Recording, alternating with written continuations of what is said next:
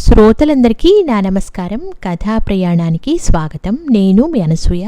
ఈ మంగళవారం నాడు మనం పొత్తూరి విజయలక్ష్మి గారి హాస్య కథలను గురించి ముచ్చరించుకోబోతున్నాము. భానుమతి రామకృష్ణ గారి అత్తగారి కథలకు వీడ్కోలు పలికాం కాబట్టి ఇప్పుడు ఈ కథల గురించి మాట్లాడుకోవాల్సిన తరుణం వచ్చింది. ఇందులో మొదటి కథ అయిన ఆల్ ఇండియా రేడియో గురించి పరిచయం చేసుకుందాం. మా ఊరికి కరెంటు వచ్చిన కొద్ది రోజులకి మా నాన్నగారికి పెదనందిపాడు ట్రాన్స్ఫర్ అయింది. ఆ ఊళ్ళో కరెంటు లేదు. వాడకపోతే మూలపడిపోతుందని మా దగ్గర ఉన్న రేడియో మా తాతగారింటికి తరలించారు. అయ్యో వద్దు నాయనా, అల్లుడు వస్తువులు వాడుకోవటం అప్రతిష్ట అని తాతగారన్నా లెక్క చేయలేదుట. పర్వాలేదులేండి, ఫ్యాన్లు అవి గుంటూరు పంపిస్తున్నాను, ఇక్కడ రేడియో లేదుగా, అందుకే ఇక్కడ ఉండనివ్వండి, ఇక్కడైతే భద్రంగా ఉంటుంది అన్నారుట నాన్నగారు. రేడియో పెట్టగానే అయిపోయిందా, అది ఎలా వాడాలో చెప్పాలిగా, 2 గంటలు బోధించారుట. అయితే అన్ని విని అట్లా ఊరూరు తిరగలేంలేండి, విజయవాడలో ఉండనివ్వండి అన్నారుట తాతగారు.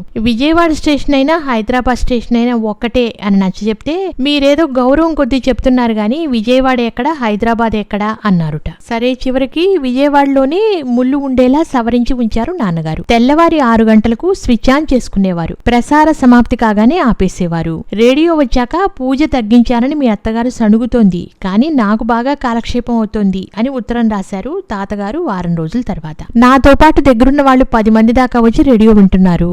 అలా మందల కొద్దీ జనం వింటే రేడియో శక్తి తగ్గిపోతుందని మీ అత్తగారు గొడవ చేస్తోంది. అంతేనంటారా? మీరే విషయం కార్డు ముక్క రాస్తే కావాలంటే అందర్నీ తోలేసి నేనొక్కడినే వింటాను అని రాశారు మరో పక్షం తర్వాత.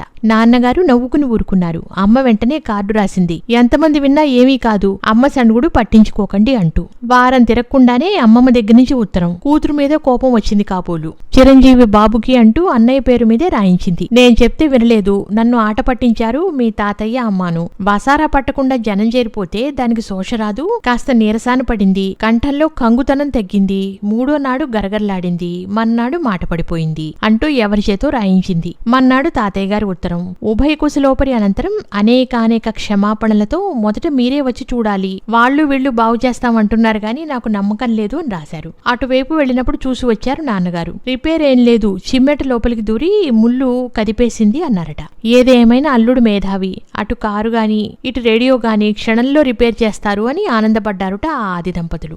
ఆ తర్వాత జనం చేరకుండా కట్టడి చేసిందిట అమ్మమ్మ. 2 నెలలకి అమ్మమ్మ మీద తిగులుగా ఉందని గొడవ చేస్తుంటే మనిషినిచ్చి పంపించారు. నేను వెళ్లిన మన్నాడే తాతయ్య గారు ఏదో పని మీద దమ్మనవారిపాలెం వెళ్లారు. వెళ్లేటప్పుడు కరెంటు పోయింది. అందుకే మళ్లీ కరెంటు రాగానే కంగున మోగింది రేడియో. పొయ్యి వెలిగించే ప్రయత్నంలో ఉన్న అమ్మమ్మ కంగారుగా వచ్చే అంటూ గుమ్మం తట్టుకుని పడబోతూ వచ్చి రేడియో ఎదురుగా కూర్చుని కాసేపు విన్నది. ఆ తర్వాత బంగారాలు అని నన్ను పిలిచింది. వెళ్ళా. ఇక్కడ కూర్చుని కాస్త రేడియో వినమ్మా, నాకు అవతల బోలెడు పనుంది అంది. నాకు ఆశ్చర్యం వేసింది. పనుంటే వెళ్ళి చేసుకో అన్నా. మరి రేడియో ఎవరు వింటారు అంది. వినకపోతే ఆపేయి అన్నాను.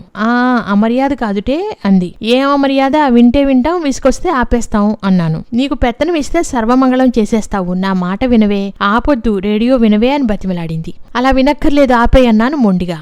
మేము అలా వాదులాడుకుంటూ ఉండగానే మంచినీళ్లు పోసే భ్రమరాంబ వచ్చింది. విశాలమ్మ కాస్త కరివేపాకు తెమ్మంది అంటూ. అమ్మమ్మ ప్రాణం లేచి వచ్చింది. సమయానికి దేవుడల్లే వచ్చావు భ్రమరాంబ, నా ప్రాణం కుదుటపడింది అంది. ఏమమ్మా, ఏం కష్టం వచ్చింది అంది భ్రమరాంబ.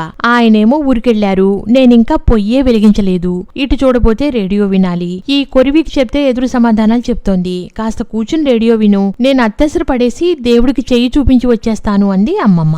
ఎవరో పెద్దాయన మాట్లాడుతున్నాడు, నేనేం వింటా, ఎదురుగా కూర్చుని నాకు మొహమాటం, ఆ వంటేదో నేనే చేసేస్తాను, నువ్వే విను అని బావి దగ్గరకు వెళ్లి స్నానం చేసేసి వంట చేసింది. వంటయ్యాక కరేపాకు కోసుకుని వెళ్లిపోయింది. ప్రసార సమాప్తి అయ్యాక నైవేద్యం పెట్టి నాకు అన్నం పెట్టింది అమ్మమ్మ ధుమధుమలాడుతూ. సాయంత్రం దీపాలు పెట్టే వేళటికి కాస్త ముందే వచ్చేసింది విశాలమ్మ గారు. రాపిన్ని అంది అమ్మమ్మ. విషయం అంతా భ్రమరాంబ చెప్పింది. నువ్వు రేడియో వినాలిగా, పోనీ కాస్త తోడుగా ఉంటుందని వచ్చా అంది ఆవిడ. ఏం చెప్పమంటావు పిన్ని, చెప్తే దీనికి అర్థం కాదు, అల్లుడు అంత అభిమానంగా ఇచ్చిన వస్తువు, అప్పుడోసారి పాడైపోతే బాగు చేస్తుంటేనే నా ప్రాణం చచ్చిపోయింది. మనం వినాలనుకున్నప్పుడు చెవులు నిక్కబెట్టుకుని విని తీరుబడలేదని దాన్ని వదిలేసి వెళ్లిపోతే, మనసు కష్టపెట్టుకుని మళ్లీ చెడిపోతే ఏం చేస్తాము అంది అమ్మమ్మ. నిజమే మరి, అయినా ఎవరైనా ఇంటికొచ్చి మాట్లాడుతుంటే మధ్యలో వెళ్లిపోతామా, ఇది అంతే అంది విశాలమ్మ గారు. అది కాదు తాతమ్మ, మా ఇంట్లో రేడియో ఆపేస్తాం అని నేను చెప్పబోతుంటే ఠలాయించేశారు. మీ ఇంట్లో మీ ఇష్టం తల్లి, అక్కడంటే మీ నాన్న మీ రాజ్యం, మాకు ఆయన అల్లుడే, ఆ మర్యాద ఉండాల్సిందే అన్నారు. సరే ఏడవండి అని ఊరుకున్నా.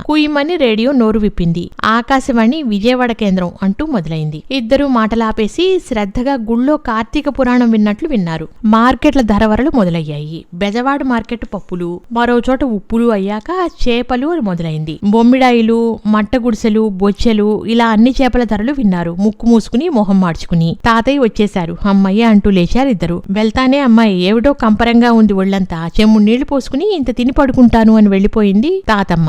వంట అయిందా అన్నారు తాతయ్య. నా శ్రాద్ధం అయింది. ఇంతసేపు రేడియోతోనే సరిపోయా, ఇంకా వంటేం చేస్తాను, ఇదిగో స్నానం చేసి కుంపటి అంటిస్తా అని వెళ్లిపోయింది అమ్మమ్మ. విన్నారుగా ఈ పొత్తూరి విజయలక్ష్మి గారి ఆల్ ఇండియా రేడియో అనే తమాషా కథను. మీకు కూడా పొట్ట చెక్కలయ్యేటట్టుగా నవ్వొచ్చి ఉంటుంది కదా ఈ కథ విన్నాక. వచ్చే వారం ఇటువంటిదే మరో తమాషా కథతో మీ ముందుంటాను. అంతవరకు సెలవు, నమస్కారం, ఉంటాను.